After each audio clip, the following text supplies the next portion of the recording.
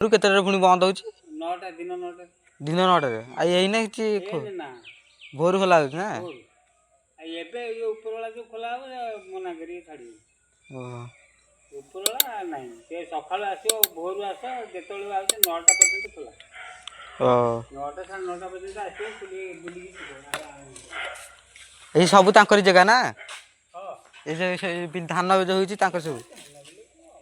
ଆଉ ସେ ଯୋଉ ଲୋକ କାମ କରୁଛନ୍ତି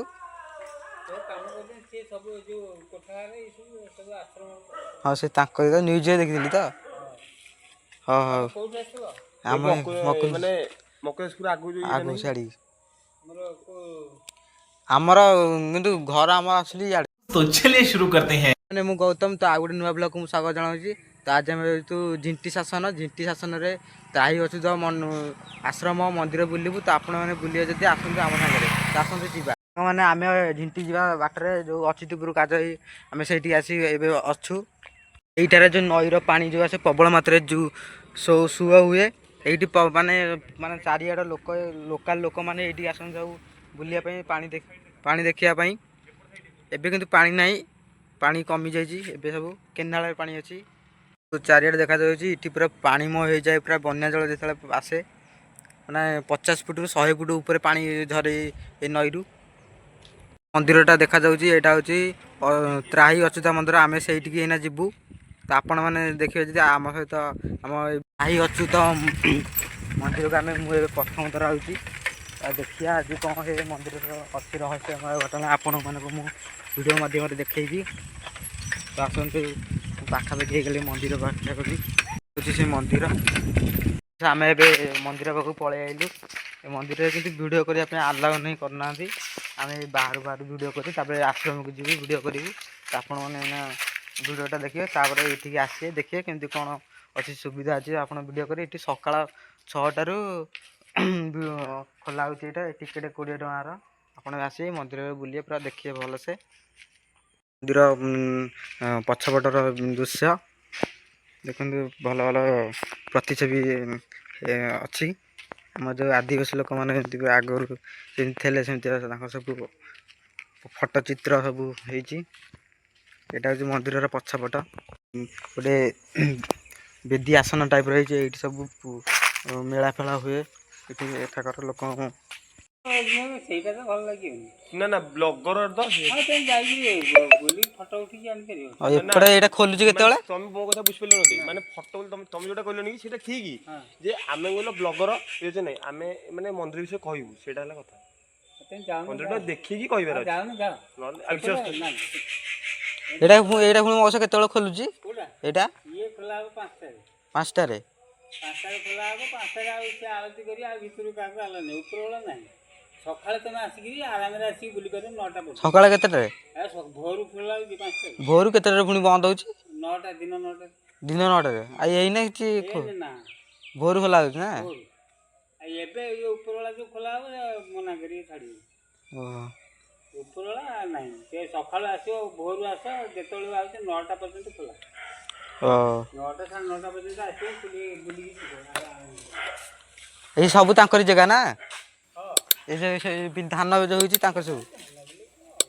ଆଉ ସେ ଯୋଉ ଲୋକ କାମ କରୁଛନ୍ତି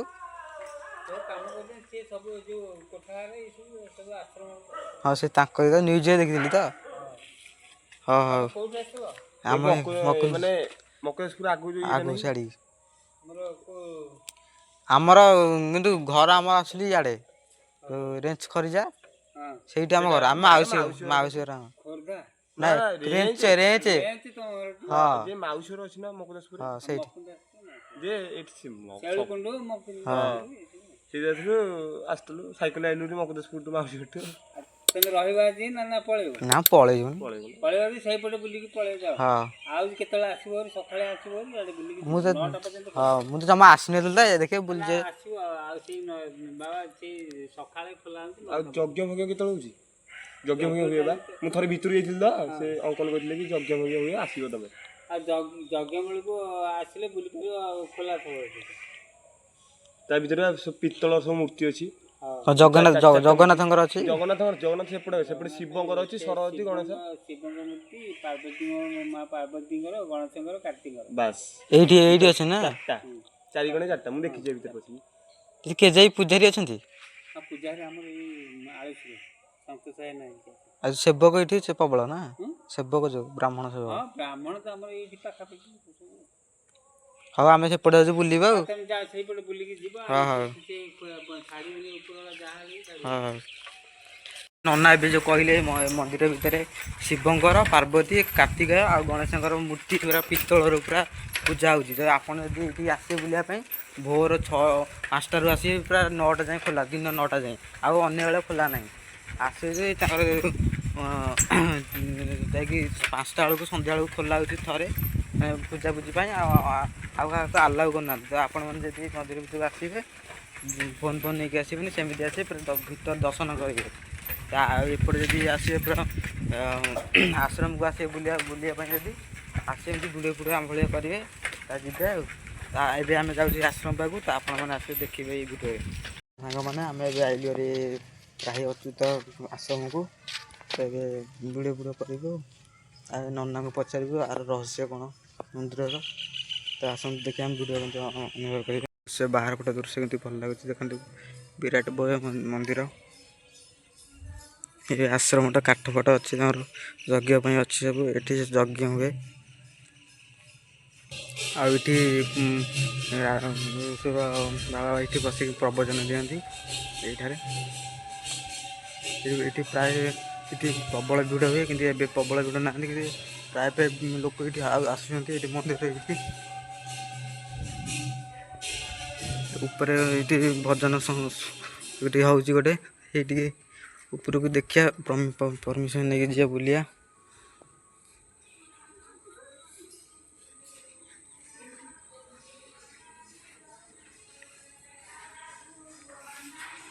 ଆକ୍ଚୁଆଲି ଏଠି କିନ୍ତୁ ଜଗନ୍ନାଥ ପୂଜା ପାଉଛନ୍ତି, ଜଗନ୍ନାଥ, ସୁଭଦ୍ରା, ବଳଭଦ୍ର ଏଠି ପୂଜା ପାଉଛନ୍ତି। ପଚାରିବା ନନାଙ୍କୁ ଏଠି କ'ଣ ସବୁ ରହସ୍ୟ।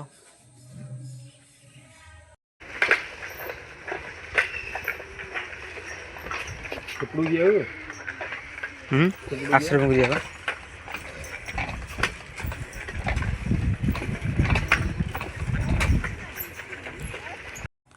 ଆମେ ମନ୍ଦିର ଭିତରକୁ ଯିବୁ ଏଇନା।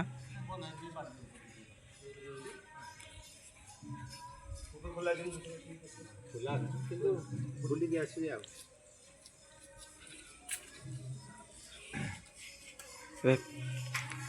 ପହଡ଼ ପଡ଼ିଯାଇଛି ଏ ମନ୍ଦିର ଭିତରେ, କିନ୍ତୁ ଆକ୍ଚୁଆଲି ମନ୍ଦିର ପୁରା ଭଲ ସୁନ୍ଦର ଭାବେ ଅଛି। ଆପଣମାନେ ଆସିବେ ବୁଲିକି ବି ଦେଖିବେ। ଆମେ ଆସିଲେ ଏବେ ମନ୍ଦିର ଭିତରକୁ।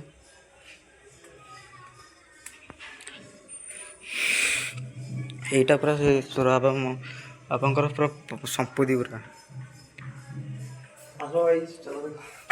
ମୁଁ ପହଡ଼ ପଡ଼ିଛି ଏଇ ମନ୍ଦିରଟା, ଏବେ ସକାଳୁ ଖୋଲା ହବ।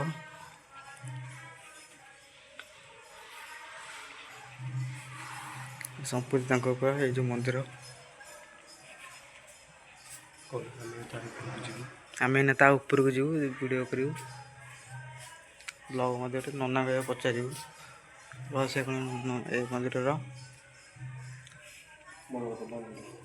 ସେଠି ଏଇ ଯେଉଁ ତଳ ଘରଟା, ଏଇଠି ସବୁ ବାବା ରହୁଥିଲେ। ଏଇ ଘରଟା ଆମେ ତଳକୁ ଯାଇ ଭିଡ଼ିଓ କରିବୁ। ଯେତେ ସବୁ ତାଙ୍କର ସବୁ ସମ୍ପତ୍ତି ସବୁ ଯାକ ଯେତେ ସବୁ। ଆଉ ଏପଟେ ତାଙ୍କର ଶ୍ରଦ୍ଧାଳୁ ମାନେ ସଂକୀର୍ତ୍ତନ କରୁଛି, ଆମେ ସେଇଠିକି ଯିବୁ। ଶ୍ରଦ୍ଧାଳୁ ମାନେ ଏଠି ସବୁ ସଂକୀର୍ତ୍ତନ କରୁଛନ୍ତି। ଆଉ ଏଠି କାଠ ଅଛି ସବୁ, ଯଜ୍ଞ ହେବ ବୋଲି କାଠ ସବୁ ଥୁଆ ହେଇଛି। ଯଜ୍ଞ ହେବ, ଯଜ୍ଞ ବେଳେ ଆମେ ଆସିବୁ ଆଉଥରେ ଭିଡ଼ିଓ ପାଇଁ। ଆମେ ଏବେ ସେପଟ ମନ୍ଦିର ସେପଟ ଯେଉଁ ଆଶ୍ରମ ସେପଟ ଭିତରକୁ ଏଇନା ଯିବୁ। ତ ଆପଣମାନେ ସେ ନନା ଗୋଟେ ସିନା ଆଉ ଗୋଟେ ନନାଟେ ପଚାରିବା ଆମେ ଏଇନା ମନ୍ଦିର ରହସ୍ୟ କ'ଣ। ଆମେ ବି ଯେଉଁଠି ରହୁଥିଲେ ସୁର ବାବା, ସେଇଠି ଏଇନା ଯାଉଛୁ। ଏଇଠି ସେ ରହୁଥିଲେ, ଏଇ ଘରେ ତାଙ୍କର ଏଇଠି ପର୍ସନାଲ୍ ଘରଟା ଏଇଠି।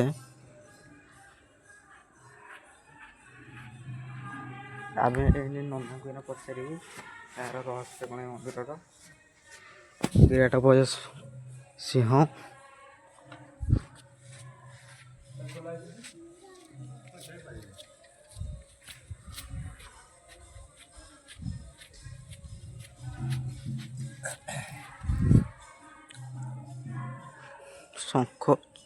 ଶଙ୍ଖ ଚକ୍ର ନୀଳାଦ୍ରି ଚକ୍ର ଏମିତି ଜଗନ୍ନାଥ ମରା ଏମିତି ପିଣ୍ଡିରେ ସବୁ ମରା ହେଇଛି। ଆମେ ଯିବୁ ଏଇନା ସେଠି।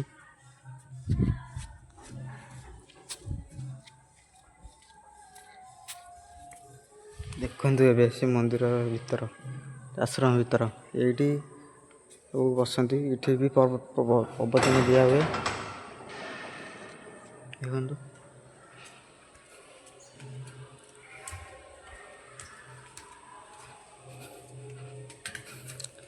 ତୁମକୁ ପଚାରେ ସେ ବାବାଙ୍କୁ କେତେ ସୁନ୍ଦର ହେଇଛି ଆ ଉପର।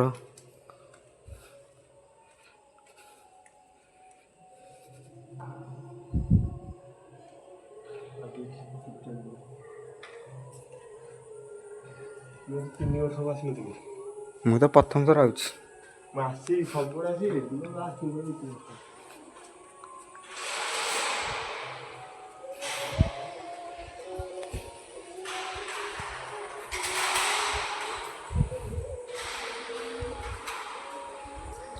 ତାପରେ ଦେଖିବୁ ଆଉ ବି ଦେଖିବୁ ମନ୍ଦିର ଭିତରେ ପୂଜା ହେଉଛି। ପୂଜା ହେଉଛି ଆଖେଡ଼ା ହେଲା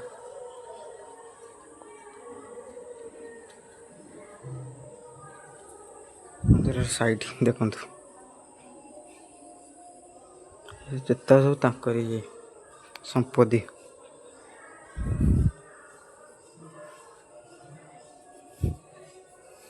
ଏଠି ବସିକି ପ୍ରବଚନ ଦିଅନ୍ତି। ଏଇଠି ବସିକି ସୁର ବାବା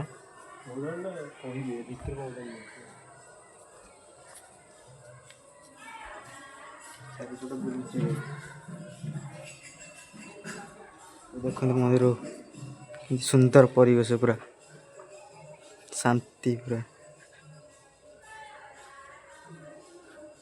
ଆପଣମାନେ ଆସିବେ ବୁଲିବ ବହୁତ ସାରା ମଜା କରିବେ ଏଇଠି ଆସିକି। ତ ଆପଣ ତ ମାନେ ତ ମୋ ଚ୍ୟାନେଲ୍ ସବସ୍କ୍ରାଇବ୍ କରିନାହାନ୍ତି ଏବେ ସବସ୍କ୍ରାଇବ୍ କରିବେ ଲାଇକ୍ କରିବେ ସେୟାର କରିବେ ଏଗୁଡ଼ାକୁ ସମ୍ପୂର୍ଣ୍ଣ ଭାବରେ ଦେଖିବା। ଏମିତି ଭଲ ଭଲ ଭିଡ଼ିଓ ଆପଣମାନଙ୍କୁ ଚ୍ୟାନେଲ୍ ମଧ୍ୟ ଦିଆଯିବ। ମଉସା ଏମିତି ଚଉରା ଖୋଳୁଛନ୍ତି।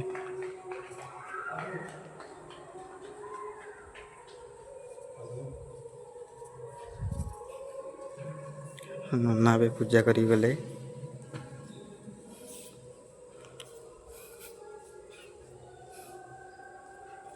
ଦେଖନ୍ତୁ କେତେ ସୁନ୍ଦର ଭାବେ ମନ୍ଦିର ଗଢ଼ା ହେଇଛି। ଦେଖନ୍ତୁ କେତେ ସୁନ୍ଦର ଭାବେ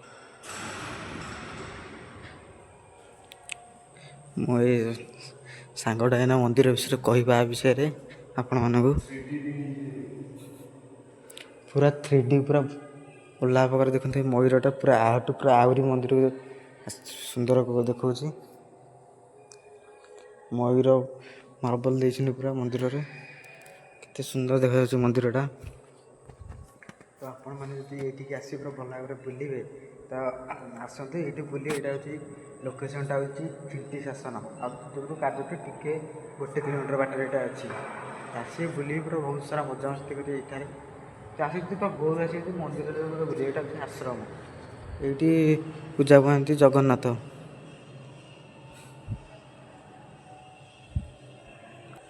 ତ ଏଇଠି ରାଧାକୃଷ୍ଣ ପୂଜା ହେଉଛନ୍ତି ଦେଖନ୍ତୁ।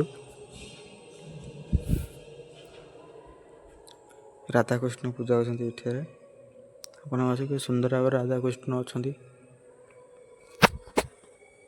ମୋ ସାଙ୍ଗଟା ଏଇନା କହିବ ଏ ମନ୍ଦିରର ରହସ୍ୟ ବିଷୟରେ। ଏଠି ବାଦ୍ୟଯନ୍ତ୍ର ଅଛି। ଏଠି ଭଜନ ସମାରୋହ ପୁଣି ହୁଏ ସନ୍ଧ୍ୟାବେଳେ।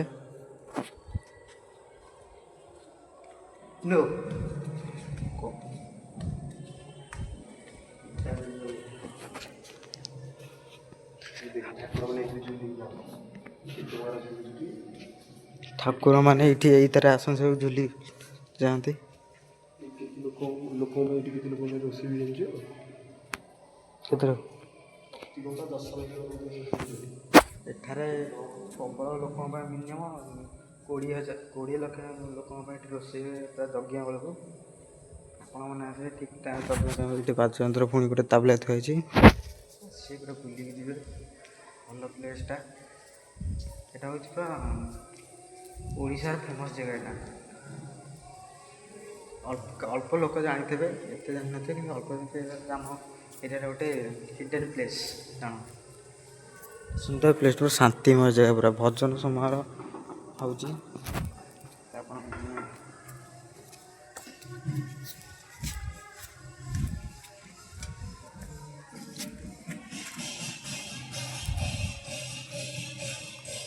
ଏଇଟା ହେଉଛି ଗୋଟେ ଆଶ୍ରମ। ଏଇ ଆଶ୍ରମ ଆସିବେ, ଏଇଠି ସବୁ ଲେଖା ହେଇଛି ତା ବିଷୟରେ, କେତେବେଳେ କ'ଣ ଆସିବେ, ସବୁ ପ୍ରସାଦ ସେବନ ନା ସଂକୀର୍ତ୍ତନ, ସନ୍ଧ୍ୟା ଆଳତୀ ଏହି ସମୟରେ ହୁଏ। ଦେଖନ୍ତୁ ଶିଷ୍ୟମାନେ ସଙ୍ଗୀତ ପରିବର୍ତ୍ତନ କରି ସମସ୍ତେ ସନ୍ଧ୍ୟା ଆଳତୀ ଦର୍ଶନ କରିବେ। ସୂର୍ଯ୍ୟାସ୍ତ ପୂର୍ବରୁ ଆଶ୍ରମରେ ପହଞ୍ଚିବେ ଓ ତ୍ରାହି ଅଚ୍ୟୁତ ପରମ ସେଇଠି ଯଜ୍ଞ ହୁଏ।